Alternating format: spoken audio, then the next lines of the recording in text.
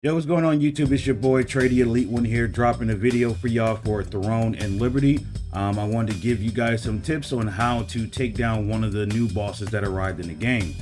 This is going to be for Island of Terror. I'm just going to give you some tips and tricks when it comes to tanking, as well as how to complete this dungeon. So let's jump into the dungeon and we can start explaining how this can be completed. All right, so the first mini boss is the guy that you see all the way in the back here at the top of my screen. Right now, I'm just waiting for the ads to walk back to the other side so that we can just clearly just walk up and start the boss fight. This boss is pretty self-explanatory. You just burn him down. Eventually, he'll teleport across the arena and try to hit someone, but then at one point, he'll just go completely invisible. As you see here, I just run over to where the flower is, activate the flower. It will stun him just like in the T1 dungeons. You just repeat the burn until he goes down. Then the first boss is taken out. Next that we're going to have here is going to be the second boss. Next that we have here is the second boss. He's just like the first time you fight him. He's just a simple, once again, just simple burn down. At some points, he will try to do a big swipe on you if you're the tank. When he starts jumping up and down, just get ready for him to slam down on you. Afterwards, he'll start jumping across the arena at different people. Once he starts jumping over to different people, what he's going to do is eventually wherever he stops jumping that third time, he's going to do a move where he sends out a wave towards the team. He'll send it out twice. If you do not stop that wave, you will die. So if you see here right now, he's doing his jump and now he's about to put out his wave move. So just make sure you jump over two of them. That's one, that's two.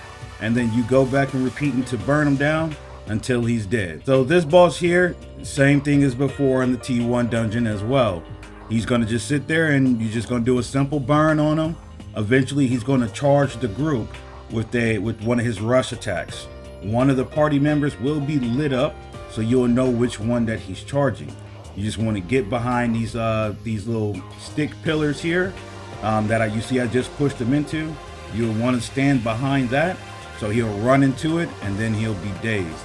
Eventually, after a couple of times, doing this little tactic here, you'll eventually take his power down and you'll be able to get rid of the third boss as you see there.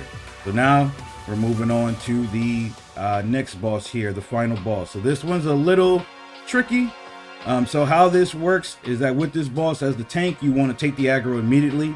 He's going to drop meteors on the tank only. Even though it may not have a purple light there, you have to block that attack. If you don't do that, you're increasing your chances of not finishing this dungeon. Once you do that, it's just a simple burn until he is going to turn everyone into rats, just like he did on the first dungeon. The only difference is now it's going to be a green ring that's around the mice. You are not supposed to go underground until he comes after you. Once he comes after you, then you can go underground and you can choose to stay there until he gets tired. Right now, you'll see he's tired. You can come out, grab your flower, and you can go right back to proceeding to burn the boss. So that is the end of the first phase. As you see there, these diamonds, those are things that you cannot block. You must roll if you want to get out of that attack. If you block, it will still hit you. So now we're just repeating the first phase that he does with his simple rotation. After we do that, he will eventually drop fire on the ground. The fire is important because it's very powerful when it hits you. But after it hits the ground, you will see the fire turns blue. You need to run over the fire and then use that fire to clear the smoke where the geysers are. The reason why you want to clear the smoke where the geysers are is because eventually he is going to activate one of these geysers.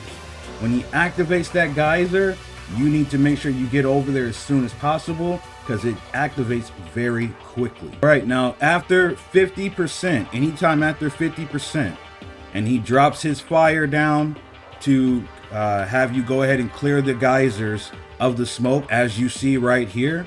Once we are done clearing the smoke, he's going to do his geyser trick again, but since his health is under 50%, he is actually going to do the geyser a second time.